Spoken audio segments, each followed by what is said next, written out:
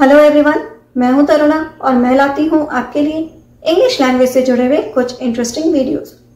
आजकल जहां देखो कोविड के नए वेरिएंट के बारे में चर्चा की जा रही है, चाहे वो न्यूज़पेपर हो या न्यूज़ चैनल्स हो, सभी जगह इस वेरिएंट के बारे में बात की जाती है। कौन सा है? OMICRON, और इसे हम प्रोनाउंस करते हैं ओमिक्रॉन।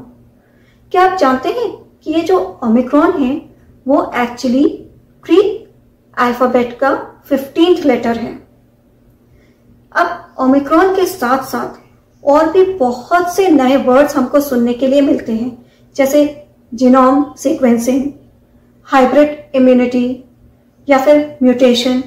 तो आज के वीडियो में मैं आपको ऐसे ही कुछ वर्ड्स जो ओमिक्रॉन कोविड वेरिएंट से रिलेटेड है उसको सिंपल वर्ड्स में समझाने जा रही हूँ। आई होप आपको आज का वीडियो अच्छा लगेगा। तो चलिए आज का वीडियो हम शुरू करते हैं। जो वर्ड हम अक्सर सुनते हैं वो है जीनोम सीक्वेंसिंग।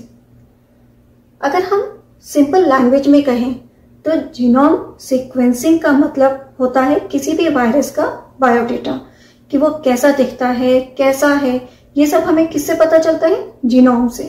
अब जीनोम क्या है?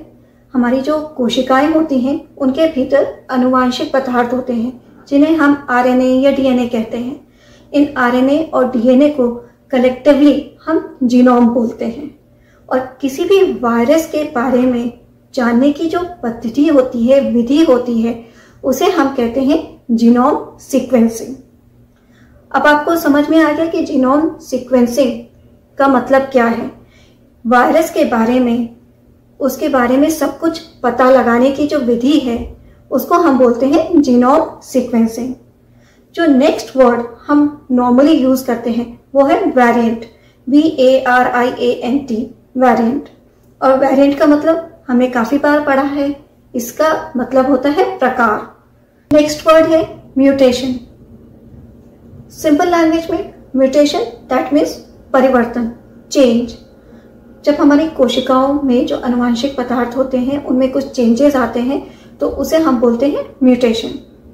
अभी के संदर्भ में अगर हम बात करें ओमिक्रॉन के बारे में, तो जो फर्स्ट टाइम कोरोना फैला था चाइना से वो अलग था।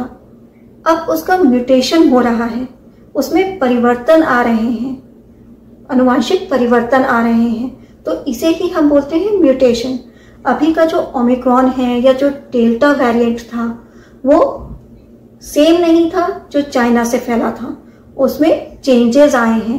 तो इस चेंजेस को, इस परिवर्तन को जो उसके आनुवांशिक पदार्थ में हुआ, उसके डीएनए आरएनए में हुआ, जब हमारे बॉडी में वो गए तो उनमें परिवर्तन आए, तो उसे हमने कहा म्यूटेशन। ट्रांसमिसिबिलिटी, यह है हमारा नेक्स्ट वर्ड और इसका मतलब होता है पारगमन क्षमता, या और इजी लैंग्वेज में आप इसे समझना चाहें तो आप बोल सकते हैं संक्रामक। इंग्लिश में इसका क्या मतलब है? The ability of a virus to spread from infected to the others. किसी इन्फेक्टेड पर्सन से नॉर्मल व्यक्ति में फैलने की जो क्षमता है वायरस की, उसे हम बोलते हैं ट्रांसमिसिबिलिटी। अब हम मूव करते हैं नेक्स्ट वर्ड की तरफ जो है हाइब्रिड इम्यूनिटी। ये वर्ड भी आपने अक्सर न्यूज़पेपर में पढ़ा होगा या फिर न्यूज़ चैनल्स में सुना होगा। हाइब्रिड इम्यूनिटी क्या है? इम्यूनिटी के बारे में पहले हम जान लेते हैं। रोग प्रतिरोधक क्षमता, इम्यूनिटी को हिंदी में कहते हैं रोग प्रतिरोधक क्षमता। और हाइब्रिड इम्यूनिटी ये क्या है?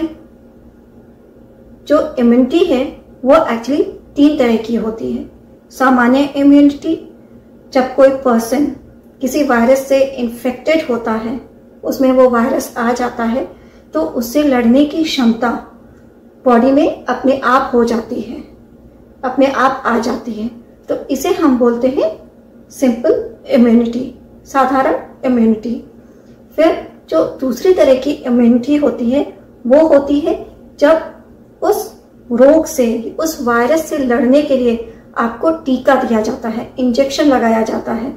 इंजेक्शन के थ्रू आपको मेडिसिन दी जाती है ताकि आपके बॉडी में वो रोग प्रतिरोधक क्षमता पैदा हो कि आप उस वायरस से लड़ सके, आपकी बॉडी उस वायरस से लड़ सके। तो ये हुई second type of immunity. Hybrid immunity को हम कोविड के संदर्भ में ही समझते हैं।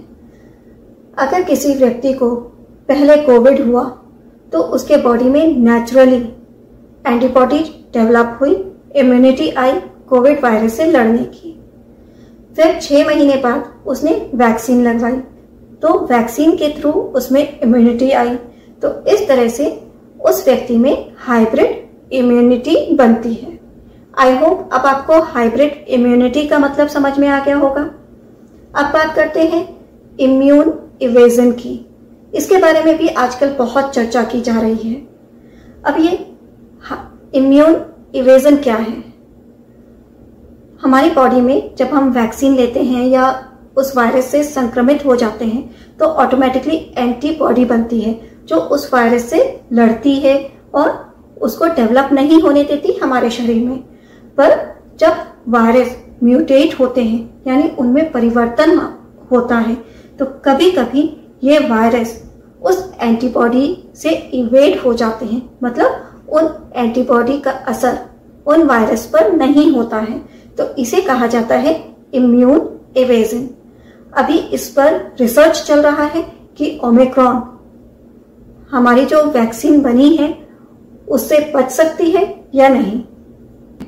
और जो हमारा लास्ट वर्ड है आज का वो है प्रिवेंटिव मेजर्स।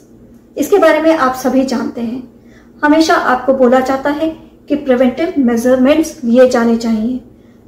मतलब कोरोना से बचने के लिए जितने भी सावधानी वाले काम हैं वो सभी करने चाहिए।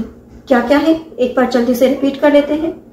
सोशल डिस्टेंसिंग होनी चाहिए, मास्क लगाना चाहिए, हमेशा हाथ को सैनिटाइजर से साफ करना चाहिए। तो ये कुछ प्रिवेंटिव मेजरमेंट्स हैं। आई होप आपको इन सभी वर्ड्स का मीनिंग अब समझ में आ गया होगा। आई होप आपको आज का वीडियो अच्छा लगा होगा और आपके लिए इंटरेस्टिंग होने के साथ साथ इंफॉर्मेटिव भी होगा। अगर आपको आज का वीडियो अच्छा लगा तो इसे लाइक करें और शेयर भी जरूर करें। साथ में अगर आपने हमारे चैनल को अभी तक सब्सक्राइब नहीं किया है तो अभी कीजिए, बेल आइकन को प्रेस करना मत भूलिएगा क्योंकि तभी आपको हमारे अपकमिंग वीडियोस के नोटिफिकेशन इमीडिएटली मिलेंगे। मैं नेक्स्ट टाइम कुछ और इंटरेस्टिंग टॉपिक के साथ आऊंगी। Till then have a nice day, bye bye.